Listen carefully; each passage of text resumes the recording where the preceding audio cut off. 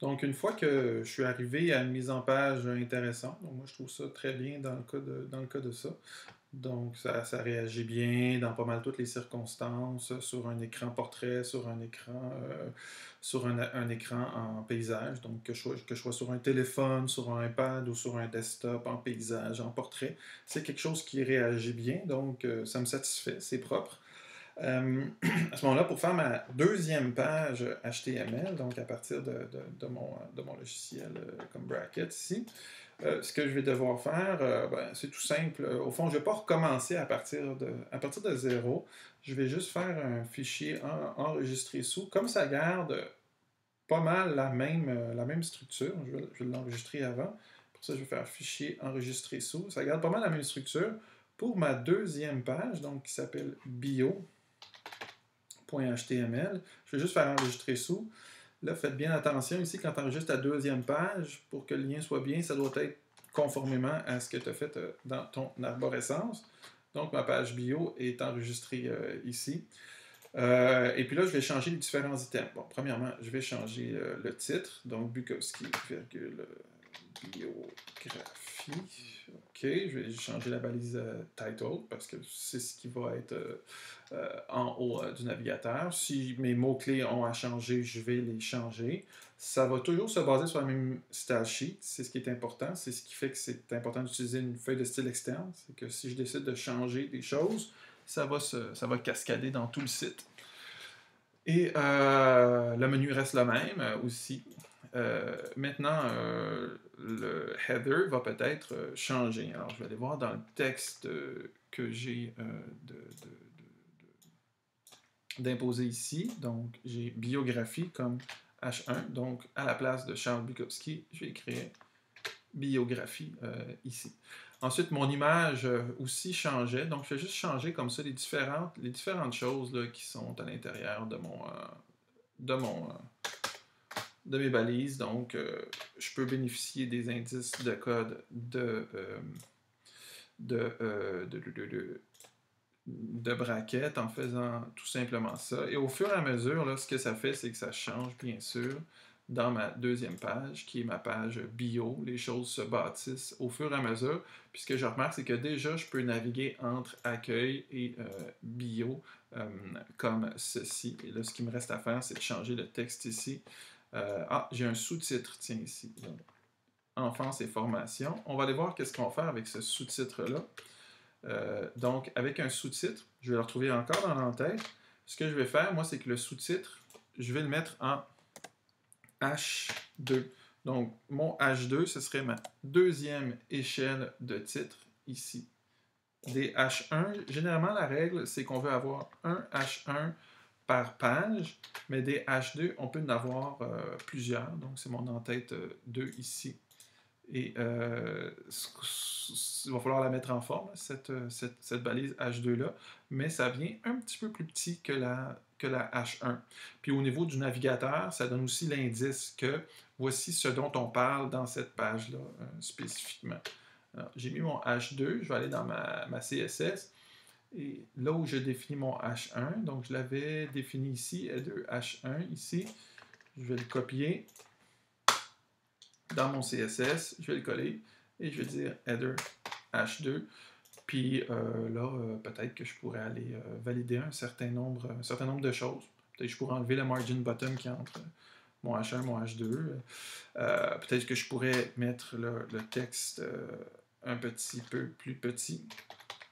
Font size ici, peut-être le size là, 12px, point virgule. Peut-être que je pourrais mettre une couleur. C'est color pour la couleur du texte.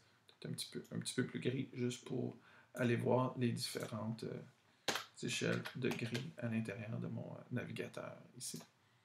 Voilà, donc c'est ce que ça donne.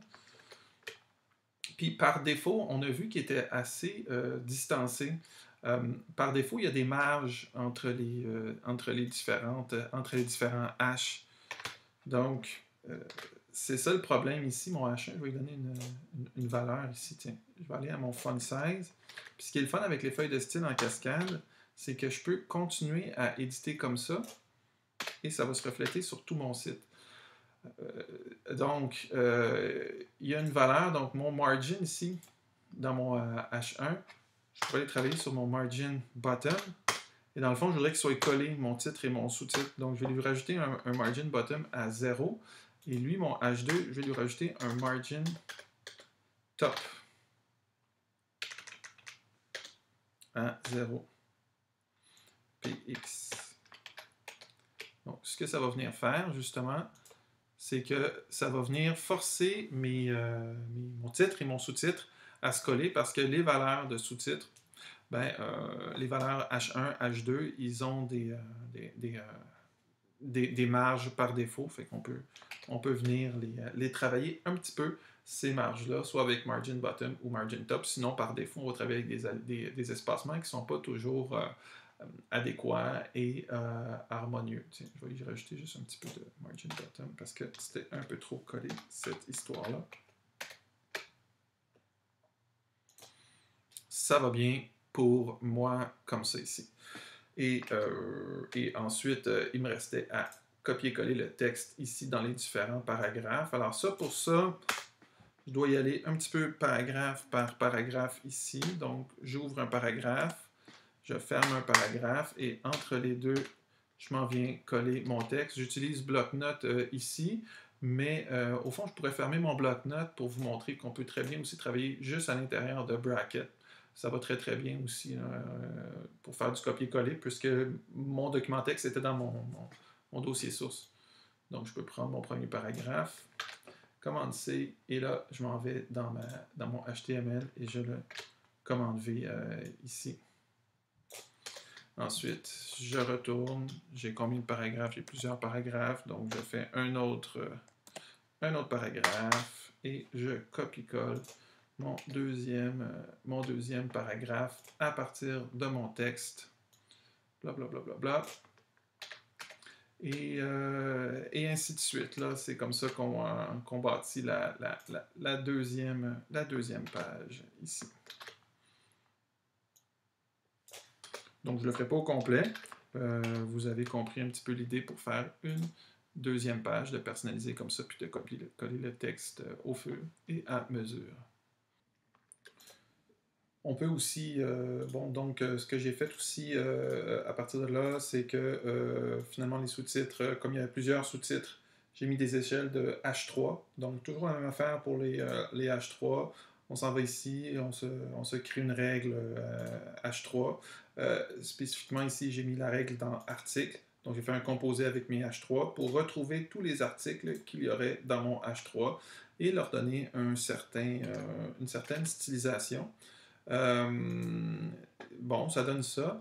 Ce qui est le fun avec les feuilles de style en cascade, c'est que, bon, finalement, je regarde ça puis je me dis, finalement, je ne suis pas si certain avec mon texte justifié à droite.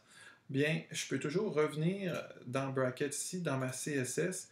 Et ici, je m'en viens, comme il s'agit de toujours le texte qui est dans mes sections, ici, je peux revenir et dire, ben finalement, c'est quoi, justifie mon texte. Je sauve et je vais voir qu'est-ce que ça donne. Et puis finalement, c'est mieux. Et ça l'a fait aussi sur mon accueil parce que la feuille de style en cascade, cascade sur l'ensemble du site, d'où l'intérêt d'utiliser ça.